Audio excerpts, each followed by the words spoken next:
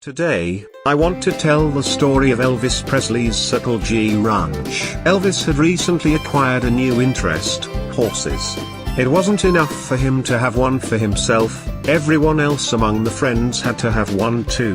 And behind Graceland, grew extensions of stables, and areas for the horses.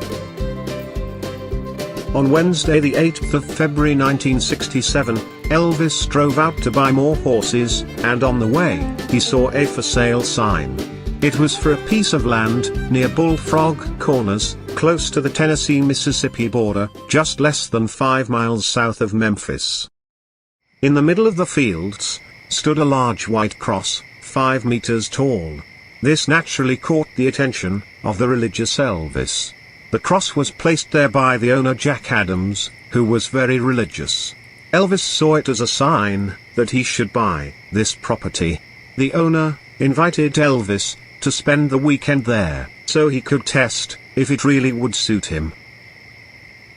Elvis took some of his friends to sleep at the ranch the first weekend. However, there was only one bedroom that Elvis and Priscilla used. The rest of the group laid down on the floor, or on the couch, with blankets and sleeping bags. The next morning, he was determined to buy the whole farm. Alan Fortas and Marty Lacker went to Adams to negotiate the price. Maybe it was Elvis' father Vernon who had sent them off.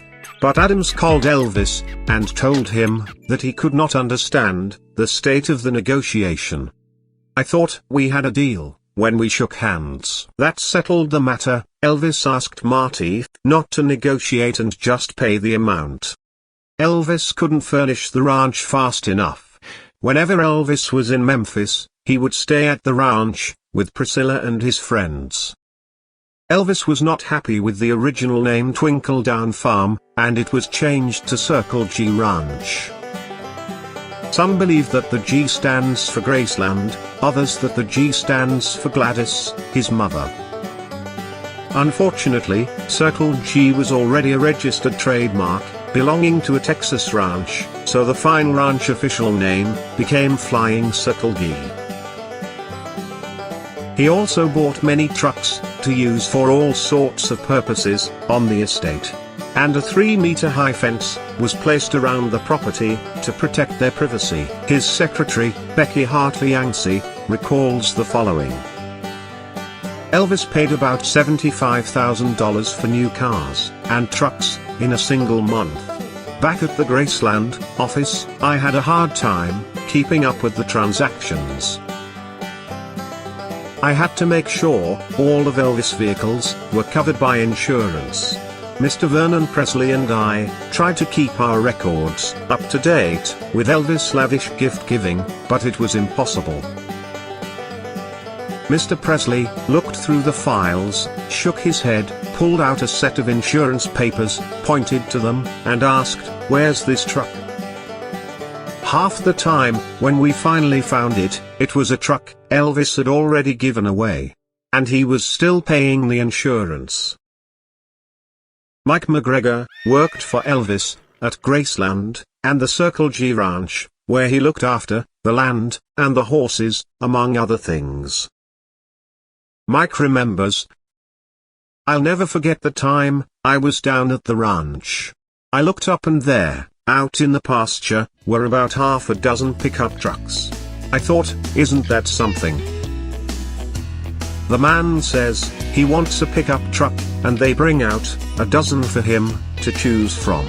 Everyone else has to go to a car dealership. Some hours later, they brought more, all kinds and sizes, out on the pasture. It looked like a car dealership. I found out later that the trucks were not for Elvis to choose from. He bought these things like they were a nickel apiece. I was riding horses in the backyard, and Elvis drove up, got out, and called me over to the fence. He was in a green, regular half-ton pickup. He said, "Mike, it's for you, take it, drive it." I said, "Okay, I appreciate it." I went back to work. When I got into the truck that afternoon, the gas tank was empty. We drove up the road to the Gulf station and filled it up with petrol. All I did was drive it back to the ranch. I'm at the barn the next afternoon, working horses, and Elvis pulls up in a nicer blue and white truck. Elvis called me and said, "Look, I'll take the green truck and give you this blue and white truck, it's nicer." I thanked him, and that night, when I got in the truck to go home, and there is no gas in it. So I go up to the Gulf station about 1.5 miles to fill it up with gas. Had it for a few days, hadn't been anywhere far enough to burn gas, and I'm out there working again, and here comes Elvis driving in a red and white custom cab, automatic, everything you can put on it, super truck. Elvis called me back and said, "Look, Mike, this truck is a lot nicer, so I'll take the blue and white one, and give you this one." I said, "Okay, but just one thing, is there any gas in it?" He said, "What the hell do you mean, does it have any gas?" I said, "You gave me a green truck that was empty, so I filled it up, then you took it from me, you gave me a blue and white truck, also empty, so I filled it up, and you took it away from me, I just wanted to know, is there gas in this one?" He said, "I don't know if this one has any gas or not, and you know where the gas station is." Well, it was empty too. But I was allowed to keep it. I loved it, there was no nicer truck around. Elvis' father Vernon, who managed his son's finances, was afraid that Elvis' expenses on the ranch would bankrupt him. Vernon went to Colonel Tom Parker for advice, and got a very prophetic answer, that Elvis would soon get tired of his new toy. So there was no need to worry. Mike McGregor remembers. One of the fun times on the ranch was when it snowed, and they'd take the tractors and the sleds and drive around and tear them up. One night, one of the cows had a calf, and they were so excited, and everyone had to go out and see the calf.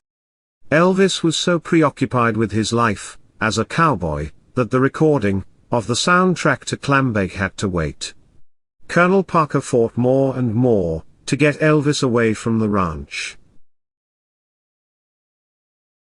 During the recordings for the soundtrack, Elvis appeared in full Western outfit. On the way back to the ranch, Elvis got the chance to fly over the ranch and admire his domain from the air. It happened with Priscilla on his lap in the small two-person helicopter, flown by the ranch's former owner, pilot Jack Adams. Lamar Fike recalled that Elvis considered selling Graceland and moving to the ranch. Elvis loved Graceland, but wanted it to be a little more modern. At first, he wanted to build a replica of Graceland. And then, he thought of the house of the director of American International Pictures, Jim Nicholson, in LA. He had his house custom built in the Hollywood Hills. However, he never moved in. When the house was finished, he was divorced. Elvis sent lacquer and a handyman to LA to visit the house. The handyman thought he could rebuild the house for $200,000. Elvis told Joe Esposito of his plans as the two drove around the ranch grounds. He wanted to establish his own community with his friends.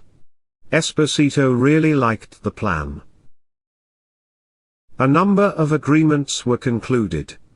If any of the friends in the Memphis Mafia moved, then it could only be sold back to Elvis, so he always had control over who would live on the property. But when Elvis told his father Vernon about the plans, it was over.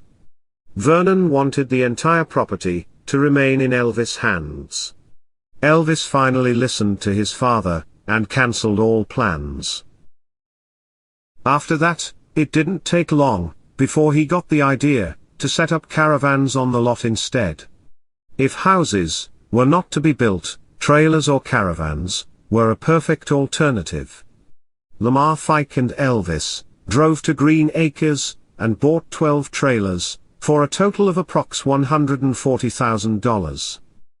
The neighbor soon knocked on the door to complain that an unauthorized trailer park was being set up. The storm subsided, when permits were granted a little later, and the utilities were allowed to be installed. Elvis' friends pooled money and donated this grill to Elvis, who was very fond of it, and the place was the center of many lovely parties. The initials spoke for themselves, EP. Here you see Elvis and Priscilla 2-bedroom automobile home from Circle G Ranch.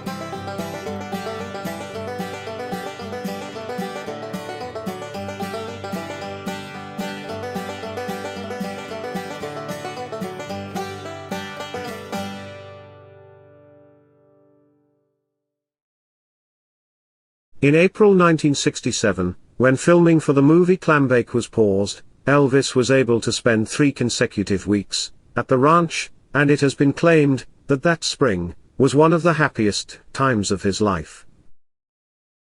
Priscilla narrates, "I loved boiling his eggs and frying his bacon. I even loved doing laundry. We shared a new intimacy.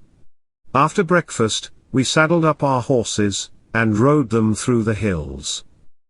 I remember one day, I happened to look out the window. It was twilight.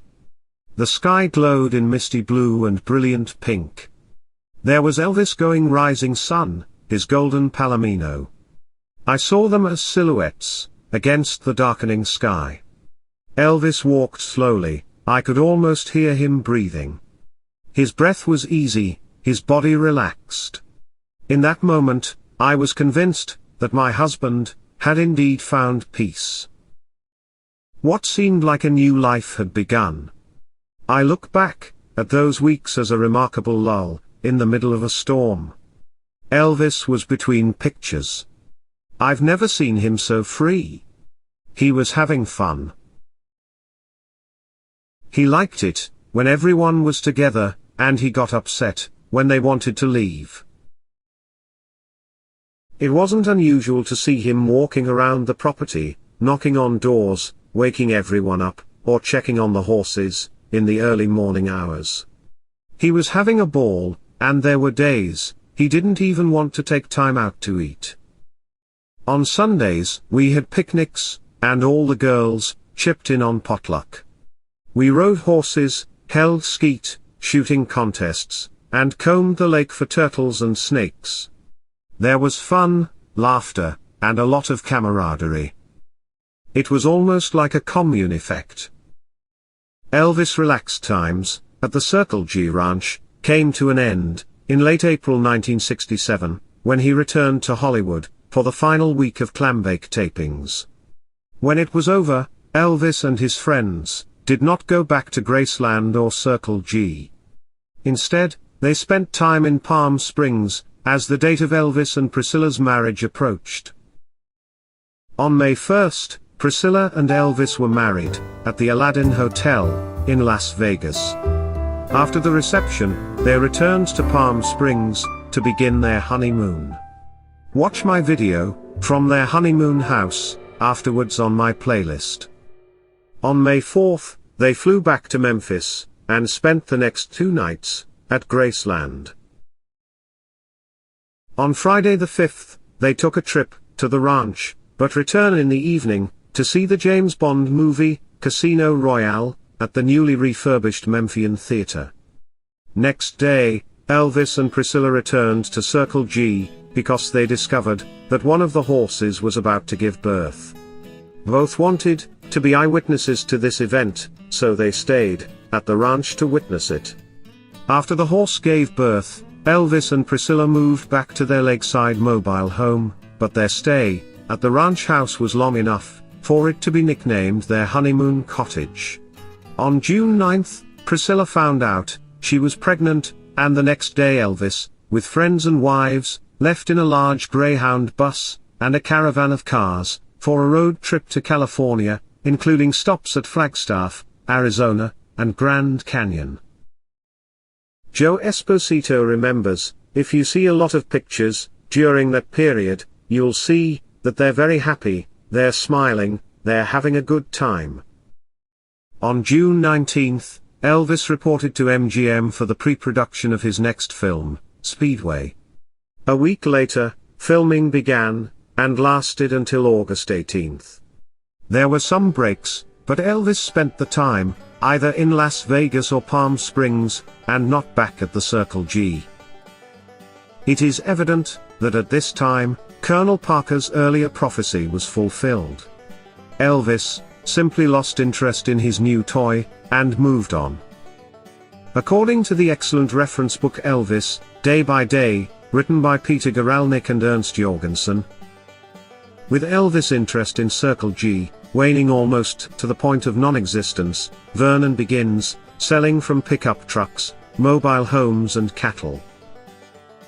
Elvis spent some time at the ranch in August and September, but instead of riding horses, his new hobby was shooting. At the end of September, Elvis decided to put the ranch up for sale. During the 1967 Christmas season, Elvis and the gang said an extended farewell to the Circle G ranch. They continued to ride the horses that had not already been sent back to Graceland. The house trailers were all gone, but the ranch was still an excellent location for hayrides and snowball fights. Finally, on May 20, 1968, Elvis sold the Circle G ranch to Lou McClellan for $440,100, and the ranch was converted into a yacht club. However, the new owners failed to pay their mortgage, so the ranch returned to Elvis' hands in 1971. In May 1973, Elvis sold the ranch a second time, this time to Boyle Investment Company, who turned it back into a working ranch.